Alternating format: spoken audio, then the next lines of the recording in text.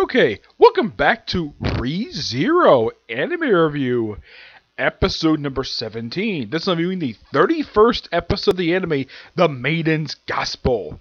The episode begins after Subaru has another one of his loops. Yep, and he loops right at the end of the first trial, which is basically just a couple episodes back. Yep, and mostly it's a similar scene that they presented before from last episode. Except it's a slight difference, like, oh yeah, it's like deja vu again.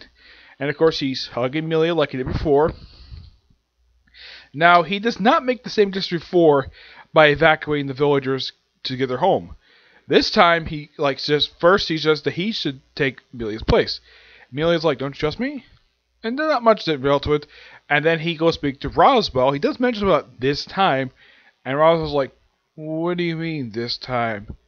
Hinting at something that, for what I've heard, he does eventually figure this out, the loop process. Yes, he does eventually figure it out. As a matter of fact, he's the first person to find out about this of all people. It's frickin' Roswell, the guy with the most cheesiest outfits in the series. Yep. So, he's still bandaged up, and, well, he decides to go back, takes Ram with him. Amelia is only seen in just those two brief scenes. And that's it for her. She's mentioned it several times, and then she asks Garfield for his gem, and basically we also get delve into what the relationship between him and Frederica is. Don't worry, they'll be explained in a minute. So, and apparently he hops on Petrus, the transport, and he gets to the mansion really quickly, like he's sneaking along the way, and then just by sheer magic, he's already at the mansion. And first thing he sees when he gets to the mansion, he sees Petra. Yep, Petra. Hugs her a couple times, and Ram she's very, let's just say, treats her very appropriately. And, of course, Petra calls her kind of like Big Sis, because, well, she's older. She calls also Federica Big Sis, too. And, yeah, she treats Ram like an older sister, which, that's nice. Of course, along the way, Subaru had told Ram about her sister. So, there was a joke, I wanted to let pass, but he did do anyways. And then they go inside, and then they go have Ram meet Rem. Well, basically, from her perspective. And they actually have alone time. They don't show exactly. Now, Ram basically confirms that Rem is definitely her sister. And same blows for basically what Subaru said to her about Rem being her sister. She believes him, despite the fact she does not remember her at all, because what Gluttony did to her back in the first episode of the season. Talks to Federica, and he does confrontation. Talks about Garfield, and basically he does kind of confirm to him she and Garfield are in fact are actually siblings. And he guessed correctly that basically, based upon her appearance, that she's the elder sibling. And yes, she is actually correct. She's the elder sibling. And, and I love this little moment where Ram Talk comes in, like, oh, it's like tries the tea that she prepared, like, your tea making ability is not improved. And she confirms that she's known her for over 10 years. And, of course, Petra is off doing something. Of course, then all of a sudden, all in the middle of the conversation, like, hey, I'm back in Sanctuary. And then Eliza shows up holding Petra hostage. Yep, and luckily enough, thanks to a quick, and we see Subaru's magic, he's able to blind her and able to get Petra out. Because he's very protective of her. He thinks of her like a little sister. Despite the fact she's got a crush on him. Yeah, she's supposed to be like 12 and he's like 17. 5-year age difference. And they get out, and Ram basically asks the obvious question she's never seen this whole before. Amelia has. Yeah, he was like, who is that woman? And Subaru does not bother to answer her. And then we see something completely unexpected from Frederica. She proceeds to strip naked, puts on the gem that was given to her, basically Garf's gem, and she transforms into a giant, like, goes to her beast form.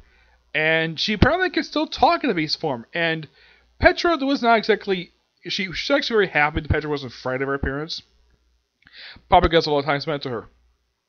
Oh yeah, and Eliza referred to Federica, Ram, and Petra as Federica as the big maid, Ram as the middle maid, as the medium sized maid. Now I get Petra being referred to as a small maid, fine, but it's so hilarious that Federica is the one who's the big maid.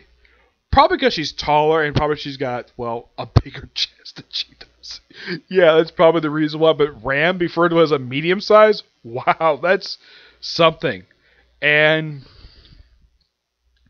then they conclude that they need to get Ram and Beatrice. Yes, they need to get Beatrice out. And, well, like, and she go deal with Eliza, of course, she's not seen again. And they go off to see Ram. And looking up, well, then all of a sudden a man beast comes into some man. Like, even Subaru's like, what the heck is this thing doing here? And they go off another room. Looking up that Ram basically distracts it, so they go get him. And then something really weird happens. Like, they get teleported, they get thrown out of the mansion, and then they're thrown back in. He's, of course, holding her hand. Now, Eliza also had thrown a bunch of these little, let's just say, needles at both Federica and Super. Super got one in the shoulder. Federica, she got look like about 5 or 6 in her shoulder, but thanks to her transformation, she's able to have all pop out no problem. And of course, Subaru proceeds to, well, Petra bandages up his wound, and of course, Subaru bandages up her hand because she got injured. And then when they got popped outside, of course, he comes back up to, like, somehow he got transported back up to the room, and he looks at, like, he thinks he's Petra with him, like, oh crap, it's her hand. Petra's been killed. And then he gets up, and then Eliza's standing right behind him, and he's like, he asks her the obvious question, who put you up to this? And she's like, I'm not telling you. And then, like he thinks he's come to Ram's room, and then the episode ends quite interestingly, where he opens the door, and it's Beatrice. Yep.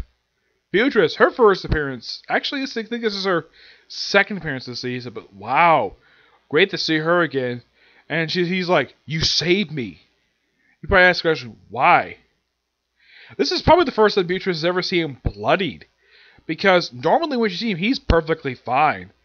And this is the first time because normally, like, every single one of these cycles ends, he's always a bloody mess. Like, he's covered with stab wounds. Like, at one point, he had his head chopped off by Puck when he went to his apocalyptic beast form. One of the times Mila got killed. Yeah, Puck has killed him twice over the course of the series. Yep, and that's how the episode ends. What a really good episode. And I love, the best thing about this episode, aside from the animation, the voice acting, is the pacing. The episode is paced really well. It doesn't proceed at let's say, a very fast pace. It's kept exciting and intrigued. And I'm definitely looking forward to next week's episode. The first few episodes, I would say, with these last 2 episodes, have kept me interested. And I'm like, I can't wait to see what happens next. And it's interesting, now I looked at basically what this episode adapts. I was right. This episode does start adapting Book 11. I was correct about that. Excuse me, because last week they wrapped up Book 8. I've focused on that book since episode 26. So no surprise there. This episode looks like a adapt from the first 2 chapters of the book.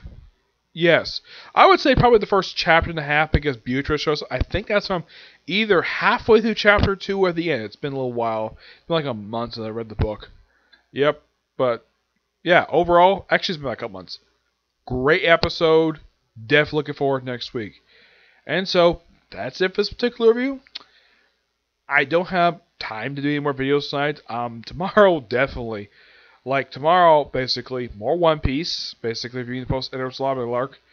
And probably another comic corner or 2 tomorrow. Yes, the other series, Soto. Yeah, that series will be starting until after I finish reading 4 books. Yeah, I want to read actually about 5 light novels. 13 volume for this series.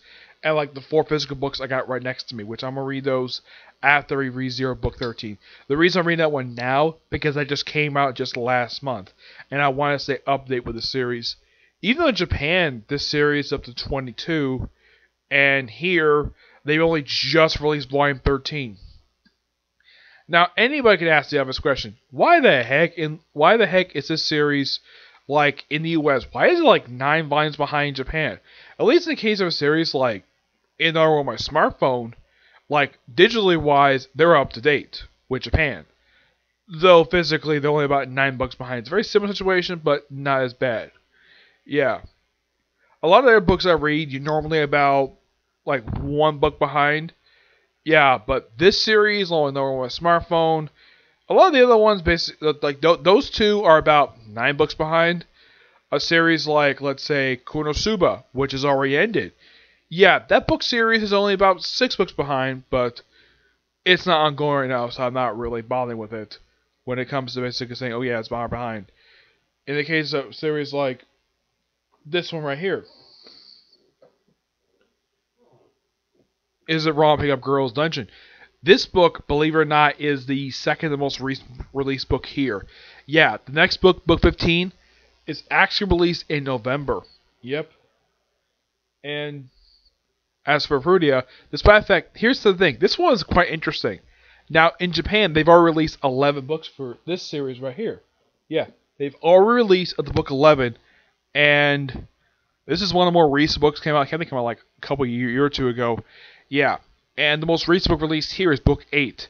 So, yeah, only about $3 behind. Something basically not that far behind. Another book series is like Cautious Hero, for example.